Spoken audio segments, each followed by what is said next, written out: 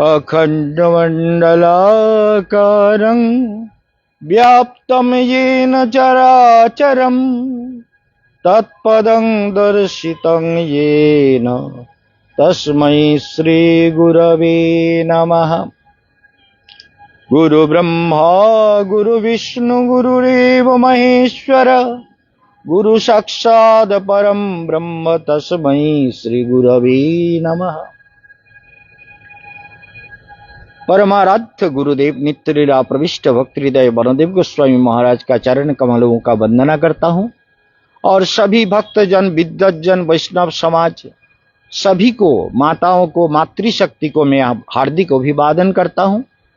कुछ बोलना है, चैतन्य महाप्रभु के दर्शन से कुछ बोलें, क्योंकि चैतन्य महाप्रभु एक ऐसा प्रेम धर्म का प्रचार किया जिसमें कोई भेद नहीं रहा। जैसे आज हम लोग सभी यही बोलना चाहते हैं कि क्या बोलना चाहते हैं कि किसी प्रकार का भेद मत करो।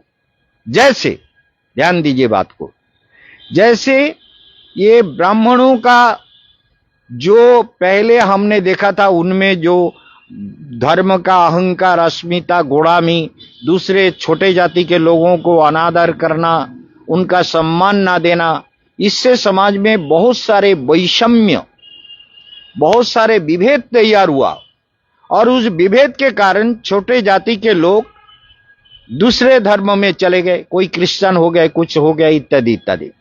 लेकिन महाप्रभु चैतन्य देव ने कहा, बांग्ला शब्द में कहा, चंडाले ब्राह्मणे करे कोलाकुली कबे बा छिलो ये रंग। चंडाल ब्राह्मण सब एक दूसरे के गले मिलते हैं।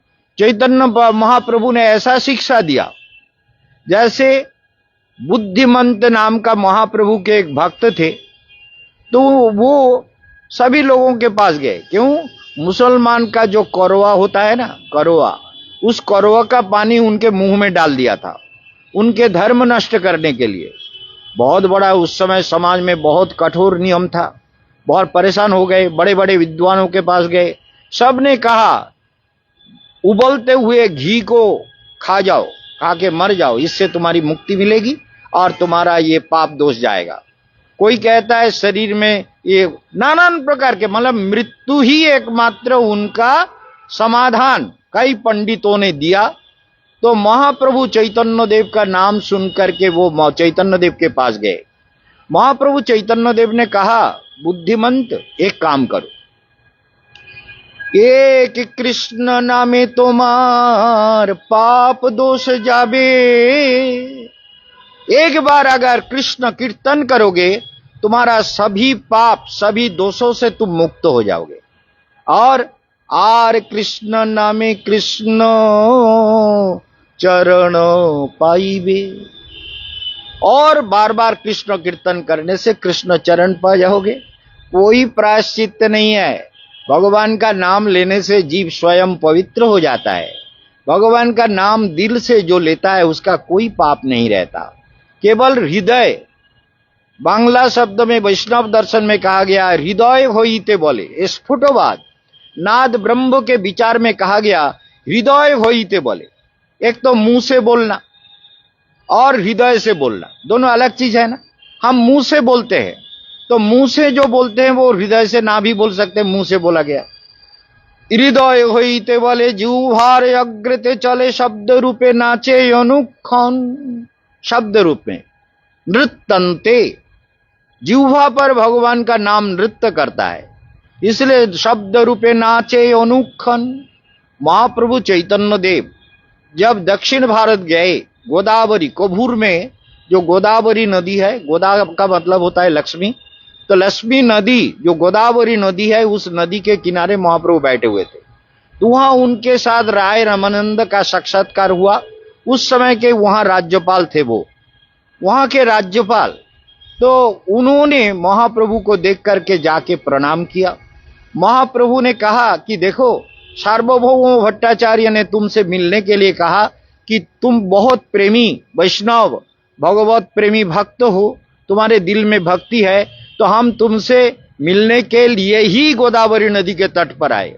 और महाप्रभु के इच्छा अनुसार, जैसे मैं इच्छा करता हूं तो इच्छा पूर्ण करने के लिए कोई ना कोई रास्ता मिल जाता है। तो महाप्रभु के इच्छा अनुसार राय रामानंद उनके चरण में जाके प्रणाम किया। महाप्रभु नहीं गए, राय रामानंद जाके प्रणाम किया। सन्यासी को जाके प्रणाम करने पर महाप्रभु ने कहा, तुम शाम को, मैं एक ब्राह्मण के घर में रुकता हूं, आज रुकूंगा, तुम शाम को आ जाओ, तुमसे मैं कुछ शास्त्रार्थ करना चाहता हूं और तुम आ जाना जरूर। महाप्रभु चैतन्य देव उनको बुलाया, वो ब्राह्मण के घर में ठहरे हुए थे और शाम को राय रामानंद अपने सैनिक आदि, देह रक्षक आदि लेकर के वहां पहुंचे। तो महाप्रभु के सामने जाके प्रणाम करके बैठ गए। महाप्रभु ने कहा, प्रभु कहे पढ़ श्लोक साध्येर निर्णय। बांग्ला शब्द है लेकिन हिंदी समझने में कष्ट नहीं होगा। महाप्रभु ने कहा, ऐसा कोई शास्त्र प्रमाण दो, श्लोक पढ़ो जो साध्य का निर्णय हो। साध्य माने किसका साधना करना चाहिए प्राणियों को। कई प्रकार के साधना में लोग लीन रहते हैं, लेकिन जो परम साध्य है वो क्या है? राय कहे, राय रामानंद कहते हैं, सधर्माचरणे विष्णु भक्ति है। आपने अपने धर्मों का आचरण करने से भगवान के चरण में भक्ति होती है। ध्यान दीजिए बात को। आपने अपने धर्म माने ब्राह्मण अगर ब्राह्मण का धर्म पालन करता है, सम दम तप शौच संतोष क्षमा सरलता दया ईश्वर भक्ति जजन जाजन अध्यापन दान प्रतिग्रह आदि, ये जो पालन करता है वो ब्राह्मण है और उसके अनुसार वो भगवान विष्णु का पूजा करे तो भगवान है, उसके भक्ति सिद्ध होता है, भगवान को पा लेता है। और जो क्षत्रिय है उसमें तेज बल धृति शौर्य उदारता ब्रह्मण्यता ऐश्वर्य, उसमें तेज होना चाहिए, बल होना चाहिए, ऐश्वर्य होना चाहिए। तो ये क्षत्रिय है। आपने धर्म का पालन करते हुए, दुष्टों का दमन करते हुए और पापी को दंड देते हुए, साधु जनों का सम्मान करते हुए, उनके साधना में सहयोग देते हुए जो राजा राज्यों का पालन करके विष्णु का उपासना करता है वो भी भगवान को प्राप्त करता है। क्यों? वो अपने धर्म, अपने क्षत्रिय धर्म का पालन, जैसे युधिष्ठिर महाराज आदि या जनक राजा आदि, अम्बरीश महाराज आदि, जितने भी बड़े बड़े महाराज हुए, इन्होंने अपने धर्म का तो पालन किया, उसके साथ साथ भगवत भजन में अपने जीवन को समर्पित किया। इसलिए क्षत्रिय भी पाते हैं। और वैश्य जो गो सेवा करता है, जो व्यवसाय करते हैं और जो दूसरों का पालन पोषण में गांव में बिजनेस के द्वारा कमाए हुए पैसे से कुआं खोद दिया, सरोवर खोद दिया, पानी का व्यवस्था किया, गरीबों को अन्न दिया और पेड़ पौधे लगाए, गांव को सुंदर किया, गांव के लोगों को हेल्प किया। आज भी बहुत से लोग करते हैं। हमारे साधु संत भी आजकल करने लगे हैं। हमारे राधारमन दास जी जो मयूर कुटी में रहते हैं वो भी करते हैं। वो भी बहुत सारे पेड़ लगाए, लाखों करोड़ों पेड़ लगाए, गाय सेवा करते हैं, लोगों को परिक्रमा करवाते हैं। तो ऐसे साधु संत जिनके पास पैसा है तो अच्छे काम में पैसा को लगाना चाहिए। वैश्य और शूद्र जो और भी जो लोग हैं उन सब का सेवा करना, जैसे खेती बाड़ी करना, लोगों को सेवा करके समाज को उन्नति के मार्ग में हेल्प करना। परिश्रमी लोग भी चाहिए। परिश्रम करने वाले लोग शूद्र होने पर भी वो भी अपने समाज में, अपने भूमिका में वो श्रेष्ठ है, क्योंकि वो सबका सेवा करते हुए भगवान का सेवा करता है। इसलिए समाज के सभी वर्गों का सेवा करने वाला, सबके साथ सरलता से जीवन बिताने वाला और भगवान का भजन करने वाला जो भी करता है, ये वर्ण आश्रम, ये वर्ण कहा, ब्राह्मण क्षत्रिय वैश्य शूद्र 4 वर्ण है। और ब्रह्मचारी, ब्रह्मचर्य, गृहस्थ, वानप्रस्थ और संन्यास, 4 वर्ण और 4 आश्रम। तो जो 4 आश्रम में ब्रह्मचारी अगर ब्रह्मचर्य का पालन करते हुए भगवान का भजन करता है वो भी भगवान को पाएगा। और जो गृहस्थ है, गृह जीवन में रहकर सबका पालन पोषण करते हुए, कुटुंब जनों का देखभाल करते हुए भगवान के भजन में जो जीवन को समर्पित करता है, वो गृहस्थ होते हुए भी वो भगवान को निश्चित पा सकते हैं।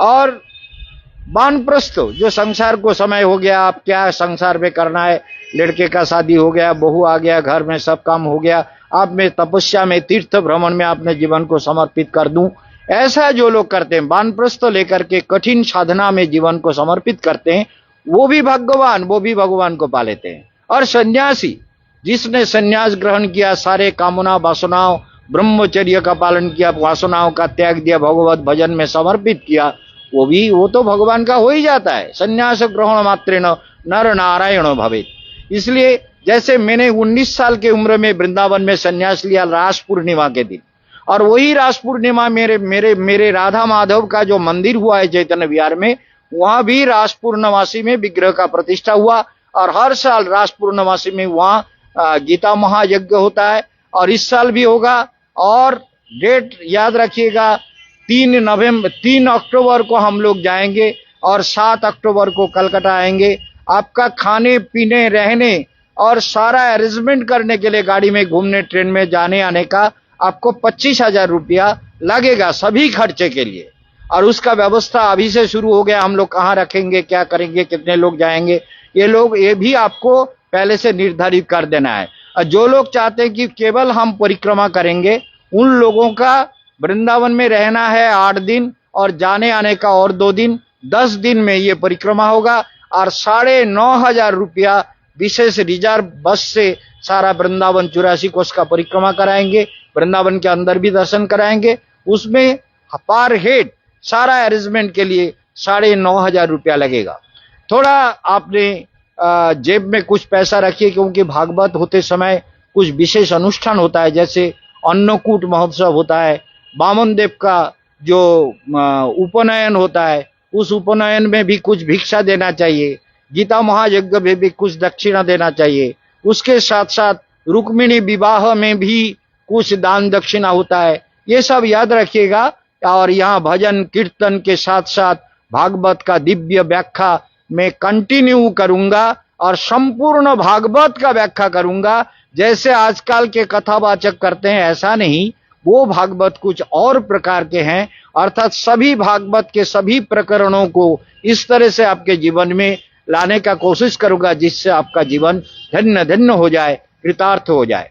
और परसों कालसर्प दोष का उपाय करेंगे शनिवार को। आज गुरुवार है, शनिवार कृष्ण पक्ष का शनिवार कालसर्प दोष का उपाय करते हैं। जो भी कालसर्प दोष से ग्रसित है, वो हमारे विधान से कालसर्प कवच धारण करें। कहीं से भी धारण कर सकते हैं, ऑनलाइन से भी ले सकते हैं। और वृंदावन में जाके भी मैं कालसर्प दोष का उपाय यमुना जी में करूंगा। यहाँ गंगा जी में करते हैं, वहाँ यमुना जी में करते हैं। तो इसलिए जो भी लोग हमसे जुड़े हुए हैं, उनको कहना ही है कि महाराज के द्वारा दिए गए कवच का, सरस्वती कवच का, भ्रामरी प्राणायाम का, ध्यान का आप लोग निश्चित अभ्यास करें। आपका जीवन कल्याणमय होगा। और सभी लोगों को कहता हूं कि आप भाग्य विचार ऑनलाइन भी करा सकते हैं। अपना डिटेल्स भेज दें, 800 रुपया भेज दें, मैं विचार करके आपके एड्रेस में सब कुछ भेज दूंगा। आप निश्चित रहिए, ये आपके जीवन के लिए ऐसा गाइडलाइन होगा जो गाइडलाइन आपके जीवन को सभी प्रकार से सुंदर बनाएगा। आज ज्यादा कुछ नहीं बोलूंगा, कल मैं इसका विचार करूंगा। चैतन्य महाप्रभु ने जो राय रामानंद का जो दर्शन है, उसके बारे में ही कल बोलूंगा। आज यहाँ विश्राम। ओम शांति ओम।